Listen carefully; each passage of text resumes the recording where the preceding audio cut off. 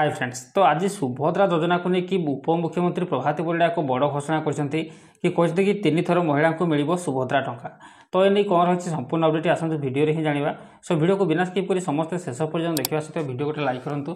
जदि चैनल को नुआ कर चैनल को सब्सक्राइब करेंगे और पाखर बेल आइकन रे क्लिक करने आगे को लाटेस्ट अपडेट पाइबा। तो देखो कहुई कि सुभद्रा योजना को नहीं सोमवार बड़ घोषणा करते उपमुख्यमंत्री प्रभाती परिड़ा।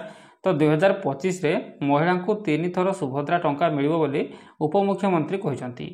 तेबे सुभद्रा योजना को नहीं उपमुख्यमंत्री कहते 2025 सुभद्रा योजनार वर्ष नुआ वर्ष रे चतुर्थ पर्याय टंका सह मार्च 8 रे महिला दिवस एवं रक्षाबंधन रे महिला को सुभद्रा टंका मिलिबो। तो जनवरी प्रथम सप्ताह रे पूरा सर्वे शेष होबो।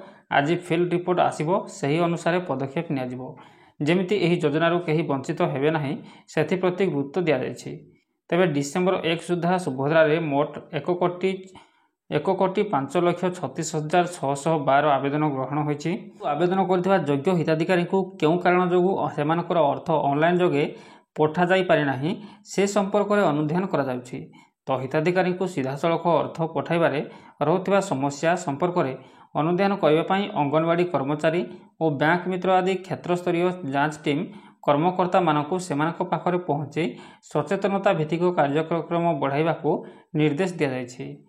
तो विभिन्न जिले में कार्यकारी होता सहायक केन्द्र हेल्प डेस्क परिचालना पाई कर्मचारी नियोजन को निश्चित करने को जिलापाल मानक निर्देश दिया जायछि।